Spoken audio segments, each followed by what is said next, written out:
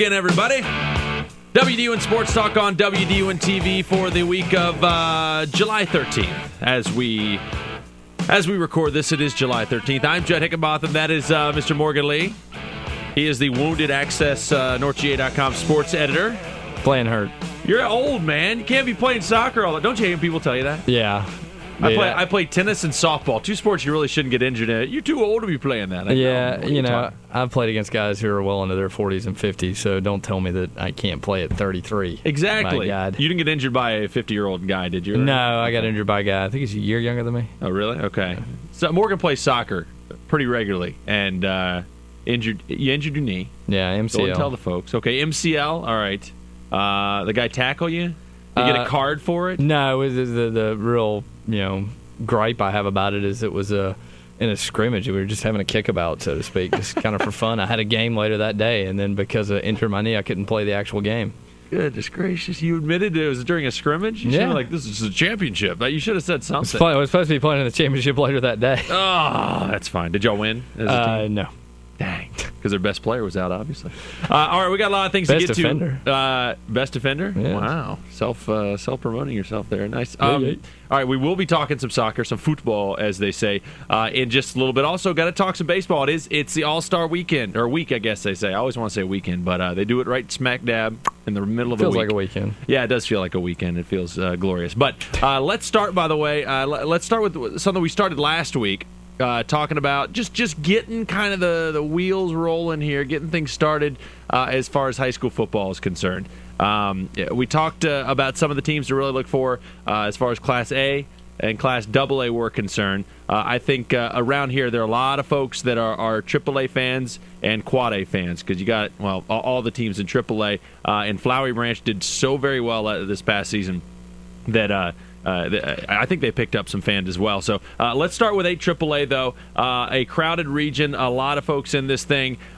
Last year, Gainesville, kind of ruled the roost to this thing a little bit. Talk about some teams that are going to be making noise. I mean, Gainesville should be back, should be playing well. They have one of the best young talents in this entire area with that guy under center. He's actually taking shotgun snaps. Watson. Yeah, rarely. I'm trying to think if I've ever seen him under center because occasionally Blake Sims will get under center just for a sneak, but I don't remember seeing. Anyway, Deshaun Watson is the young man's name. He's going to be a sophomore this year. Came in as a freshman, threw for 2,088 yards and 17 touchdowns against 7 interceptions. That's the biggest key to me, too, by the way. I mean, you can rack up those yards. With that Gainesville offense, you might be able to rack up some yards, but only 7 interceptions. That means he took care of the ball very well. He did, and especially against key opponents in the region. I think once he got to the playoffs, it was a bit of an eye-opening experience, but against the North Halls, the White Counties, the Monroe areas, who were kind of the teams that were looking to knock Gainesville off last year. He really did a masterful job, and from what I understand, he's gotten a little bit bigger even over the offseason. I mean, just freshman, you kind of expect a freshman in high school to grow a little bit more, not only physically but mentally, and he certainly seems to have grasped even more of what they're expecting out of him. I had an opportunity to see a lot of these teams, at 7-on-7 camps, and he looked pretty impressive. Gainesville, I think overall, they lost an incredible playmaker and just team leader in A.J. Johnson. But I really expect them to be back in the mix, especially in Subregion B. It remains to be seen what the entirety of the region is going to look like. But I certainly think that, between them and Monroe area, that's going to be the big race for the sub-region championship and to play for that region championship. The Monroe area lost some players as well. There's some very good standouts, right? Yeah, absolutely. And now, of course, you would ask me that because I'm blanking on his name. The big defensive end, Stephon Tuitt, that played the yo-yo game with Tech and ended up going to Notre Dame. And a couple other standout guys. But they've still got some good athletes coming back. And certainly if you saw their track team at the region track meet, that they've got a lot of fast guys that all play football. So certainly speed on the football field is a big equalizer. And got a pretty good coach over there as well, in Matt Fligg too, right? Yeah, been around the block a time or two. Yeah, exactly. All right, on the other side of things, North Hall is a team that I know I was surprised to see what ended up happening last year. They played a whole bunch of very close ball games last year, shootouts. Defense gave up a lot of points. North Hall going to try to bounce back. Recent history kind of tells you, okay, didn't make the playoffs this past year, but that's not necessarily a bad thing, right? Yeah, absolutely not. The last time that North Hall missed the playoffs, it was 2005. Ended with a 6-4 record. Very next year, they bounced back and made it all the way to the state quarterfinals. So certainly a team that knows how to bounce back from the few bad seasons that they've had under Bob Christmas. I say few; they've only had 1, 2 really at this point. I think that they're a team that, even though they lost their quarterback and their top receiver, the kids that are now at Flowery Branch, I think that they've got a lot of talent there as far as what they do. Wing T, run heavy football team. They've got a great running back in Amani Cross. They've got a good offensive line coming back. They may not have some of the big name guys outside of Amani, but I think they're going to set up pretty well for what they want to do this year. Yeah, Bob Christmas is an outstanding coach. He really is. They lost their quarterback, Candler Coker. They lost C.J. Curry, a dynamite wide receiver, and we'll talk about them in a little bit because they stuck around the area. That's going to be a lot to kind of overcome, but maybe they're able to do it. Stevens County seems to be the team that might be in their way in the sub-region. Certainly. I think the north half of the sub-region, or sub-region A, however you want to term it, was very intriguing last year because it really was. There wasn't a really bad team out there. There were some teams that were better than others, but between White County and Stevens County, Lumpkin County, you had some really good teams there. All those teams have graduated, especially Lumpkin and White lost a good bit of talent.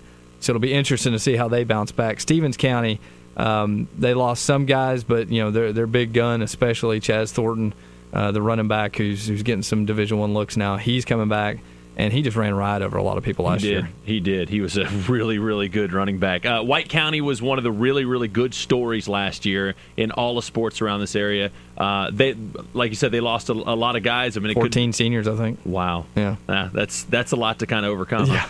Yeah. Plus, their starting quarterback. Who's a sophomore, but they moved away. You had Ashley Lowry, who was one of the most dynamic players in the I guess you could say the state. Certainly, he got his name all over the nation with that big leap over the West Hall defender. That got on Sports Center. There wasn't even a touchdown. No, he got called back. But yeah, it was an incredible season for them. Certainly, you could argue the best in their history. Deepest ever made it into the state playoffs because I think it was the first time they'd ever won a state playoff game. So certainly a huge season for them. It'll be interesting to see. They've got a new head coach now in Bill Ballard, who very successful coach in his previous stops at Tucker, Peachtree Ridge. So it's going to be interesting to see how that all kind of plays out. Yeah. All right, let's move to 4A. By the way, as we go through, obviously, Morgan's going to be talking to a lot of these coaches. We're going to go kind of see what's going on in practice, and we hope to kind of drag some of these coaches into studio as well, or at least get them on the phone. Morgan said he'll buy them lunch, whatever it takes, and wait, that's not even probably funny to joke about. I don't know if that's GHSA rule or what. But yeah, that's fine. We probably just broke some rule. Well, I probably did. All right, no lunches will be bought, but we'll beg them to kind of be on the show. Give you a cup of coffee. That's right, exactly. All right, let's go to 4A. Flowery Branch, what an outstanding season they had. Talked about White County and the story there. Flowery Branch, one of the really great stories from last season as well. It was them. It was Clark Central. Those are the two teams that really kind of ruled the roost in 8-4A. Is that kind of how it's setting up again this year? Just from the research that I've been able to do, it certainly seems that way. I don't think you can count out Appalachia because of what they've got coming back. A bevy of really talented running backs, including the kid Stanley Williams, who's just a sophomore who really exploded as a freshman last year. But I think, as of right now, you've got to say that Flowery Branch and Clark Central are the top two. Obviously both teams have changed a good bit. Clark Central graduated a ton of talent. The Marte Maddox kid at quarterback, but they've got a lot of talent coming back. Quinshawn Watson, who he rushed for 1,300 yards and school record 23 touchdowns last year. Obviously, and I think he was the 4A 100-meter champion as well. So you're talking about speed to burn. Flowery Branch, a very different team this year. Well, not different team, but a different set of guys. New faces. Yeah, running the offense, that spread offense for them. Candler Coker and C.J. Curry come down from North Hall. I've heard nothing but rave reviews about what they've done so far in 7-on-7 camps. Really? Lee Shaw has just been, very, very excited by what he's seen. Granted, both those guys are seniors, so they only get one shot at this thing. But I wouldn't be surprised. Certainly these two teams, I think it sets up again that they play each other the final game of the season. And they did it last year, both being undefeated, winner take all. Wouldn't be surprised at all if that happens again this year. Have you seen the schedule? Is it going to be them at the end of the season again? I think so. I mean, I've got the schedule, and I'm trying to remember off the top of my head, but I'm pretty sure, this time they'll be over in Athens because it was at Flowery Branch last year. Okay. And something we talked about before, when you bring a new quarterback in that's as talented as Coker is, that's fine, but you put him in there with a whole bunch of new players, and it's kind of, how are these guys going to mesh? When you bring the quarterback in with one of the better wide receivers you're going to see around these parts in high school football, I think that really, really helps the quarterback out a great deal because now you know what that guy's going to do, and you're learning what the rest of the teammates are going to do. I think it's a little easier to kind of mesh. Don't you think? Absolutely. I mean, you've got someone that you can kind of anchor onto and know, okay, no matter what happens, we're on the same page. And I think that Flowery Branch does a tremendous job within their coaching staff of breaking down things to the level that they need to be broken down to, as far as they'll make that offense as simple as they need to, or they can make it as complex as they need to. It's kind of one of the nice things about that spread that they run. And it seems that they're going to be able to add a few more wrinkles this year just because those two guys are picking things up so quickly. Absolutely, and such good football players. All right, practice begins when? August 1st. August 1st. There you go. With season starting at the end of that month, I guess. Yeah, August. Some teams will play on the 19th. Most of them will start the 26th. Very good. It's just around the corner. I can smell the Frito pie now. All right, we're going to take a break. Come back. We'll talk Morgan's passion and my passion. Two different sports clash in one segment after this. WDUN Sports Talk on WDUN TV.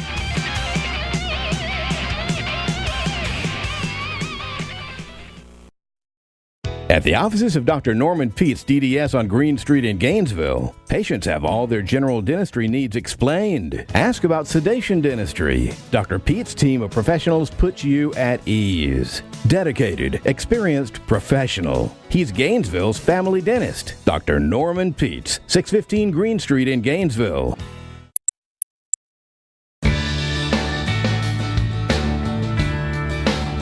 I will not march blindly into the fluorescent light of Monday morning to a job I do not love. I will not go with the flow. I am not a carbon copy. I will visit this website before tomorrow because I refuse to work for the weekend, even if everyone is working for the weekend. Today, I will find a job that I love. Today, I will find my career happiness.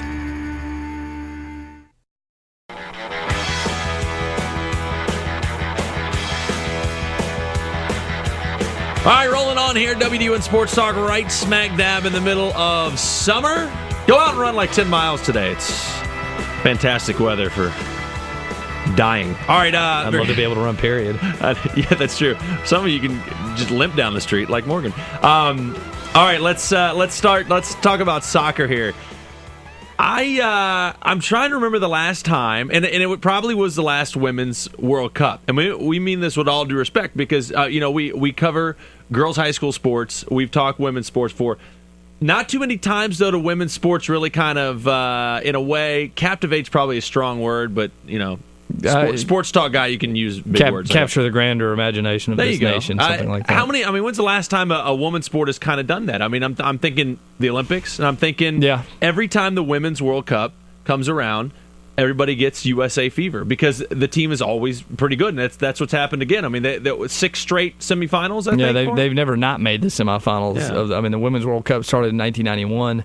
And they won the inaugural one, and they've never not made the semifinals. Yeah, but everybody was talking about that quarterfinal game against Brazil. I mean, it was just an amazing game. I think it was a kind of a it was a stepping stone for the sport, but it definitely was one of those pinnacles that people are always going to talk about. Yeah, I mean, you could sit there and go back and forth as to whether that's going to actually further the game in America. I mean, I've been around this long enough to know that it probably won't. Mm-hmm. As much as I love soccer, people see it as a cyclic thing, and people get up for the World Cup, so that doesn't mean that they're going to go, down to, watch the Atlanta Silverbacks, every summer. I've been to one of those games too, by the way. They're kind of fun. I love it. But of course, I'm not your average sports talk guy either. Right, that's true.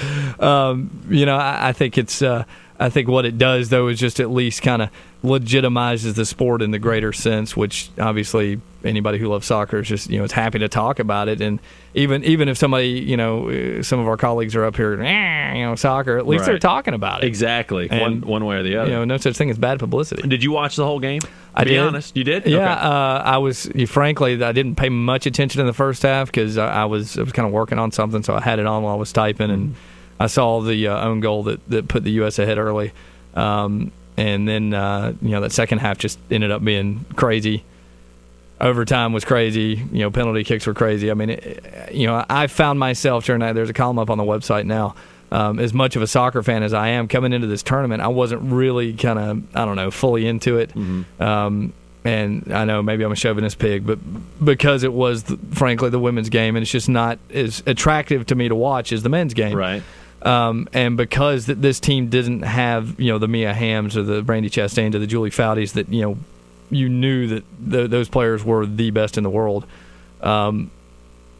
I wasn't, like I said, I mean, I was hoping, I was pulling for them, but I wasn't really, let's really go.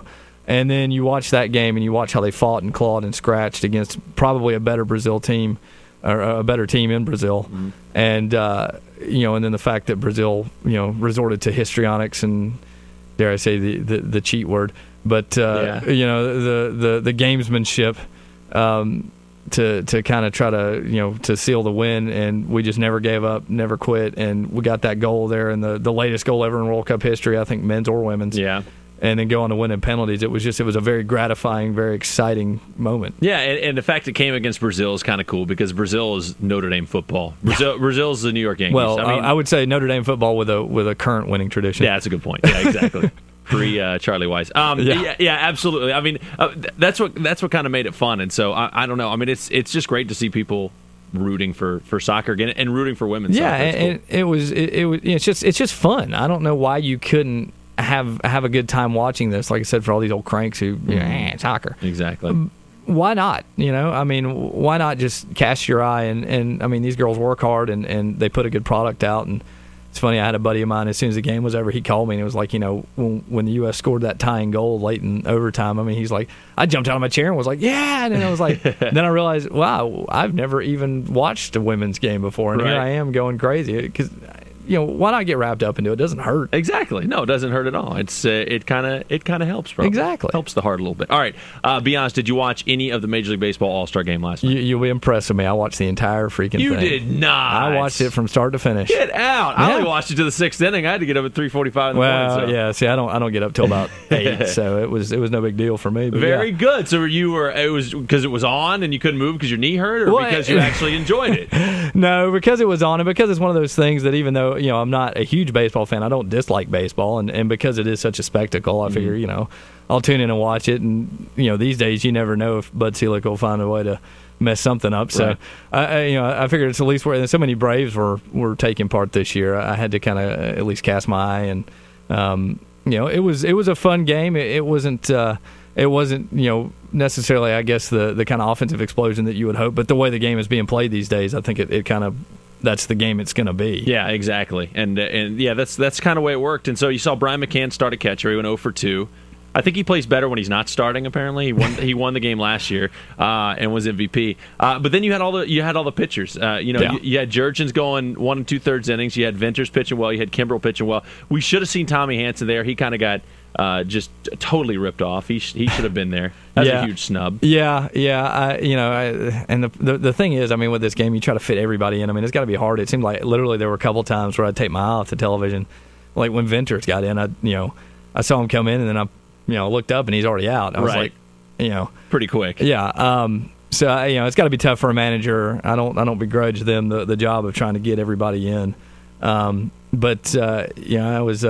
I guess the kind of my lasting impression of it will be the Padres closer and his Heath Bell. Heath Bell and his kind of antics. I don't know if you saw. Obviously, everybody's seen the highlight now of him. Him sliding. That's right. I missed that. Charging out of the bullpen and sliding and tearing his near pants the mound. Yeah, I was I was worried, because the way he slid with his leg up underneath him, I was like, ooh, that could be a bad knee. Yeah. But earlier in the game, did you see where he went up to the kid with the Yoda backpack on? No. He had this Yoda backpack on, of all things. And he walks up to this kid in the crowd, and he's like, hey, how's it going? And just starts talking to him. You can tell the kid's kind of like, wow, this is cool, but I don't want to be too overawed, so I'm just kind of like, hey, how's it going? That's hilarious. And he just starts pulling stuff out, sign balls and stuff out of the backpack, and then gives him this Yoda backpack. It was so strange. Typical closer type of stuff. Absolutely. They're kind of the crazy, the psycho people. Couple of things. We got to say stuff about the Gwinnett Braves because they're kind of represented as well. Julio Teheran pitched in the Futures game. He and Arodys Vizcaíno, who's not at Gwinnett, he's at, I believe, Mississippi right now. He could be at Gwinnett at some point. But 2 more arms. I mean, it's just pitchers all over the place, the Braves organization. So both those guys pitched pretty well. Teheran gave up a home run, but that's fine. And something that I think Major League Baseball needs to look at, Stephen Gartrell, the outfielder for the Gwinnett Braves, won the Home Run Derby this week out in the AAA All-Star game, which is tonight, which is Wednesday night. He won the Home Run Derby. You know who he won it against? I saw that he won. I can't remember who he beat. A 17-year-old high school kid using a metal bat. Really? I think you need to add something like that. Interesting. Take the best couple of high school players in the country or something. Give them a metal bat. Have them go up against major league players. That would be. The high school kid apparently hit one 540 feet with his bat. Yeah, metal bat. I mean, yeah, exactly. And so I don't know how you can work it, but Stephen Gartrell won that thing with a kid with a metal bat. So I thought that was pretty interesting. So he's going to be in the All-Star game tonight. Mauro Gomez made it. Jose Constanza made it, and we even got the trainer in there, Mike Grouse. He's going to be. He is the trainer. How he got picked, I have no idea. Yeah, what does an all-star trainer do? Because it's not like the guys are really killing themselves in an all-star game. Exactly. I don't know if they're doing too much. But anyway, that one's at 9:00 tonight. It's on MLB TV, and it's going to be done by Chris Rose and Kevin Millar. Have you seen the show they do? It's probably the worst show I've ever seen in my life. Really? Is the show they have on. And we're on YouTube, by the way, so they might be able to watch this. Maybe they watch us every week. The show's awful. I'm really sorry. You're going to run into it somewhere. Yeah, exactly. No, my only, when you say Millar, I just think of all the obnoxious Boston fans. Get Millar. Yes, exactly. But, wrap them all up into one guy, and it's him. Yeah, basically. So there you go. I'm so proud of you for watching the All-Star game. Yeah, man. it was just it was one of those things. I was like, there wasn't a whole lot on, so it was. And like I said, it is a spectacle. I think of all the All-Star games, it's the one you have to pay attention to. Yeah, I think so. And it's a lot of. it is a lot of fun. I think they do it right. I think NBA does it right with what they do, as far as not just the All-Star game, but doing some of the other stuff as well. All right, that's going to do it for us. We are done. Mr. Mann is on vacation next week, apparently, right? Yeah. Hopefully, I'll be able to run a little bit. You going beach or mountains? Mountains. Mountains? Yeah. You're in a lot of trouble. You can go to the beach. Tell me about it. That's fine. All right, so we will be off next week. We'll be back in a couple weeks, though, and a little bit closer to high school football season, so we'll see if we can sneak some about it. I gotta get on that preview. Absolutely. This is a time of year when Morgan, the last couple months, he's just been all laid back. Now he's going to be stressed out a little bit. Yeah. All right, very good. Scott McIntyre, thank you for all that you do. There he is. He's not turning around. He's a little hungover from his birthday. He don't could ask run in questions. here and slide in into the studio or something. He could. That'd be kind of cool. We'll try to do that next week. We don't want anybody to get injured. All right, that's it. Talk to you next week. Check us out, youtube.com. WDUN Sports Talk on WDUN TV.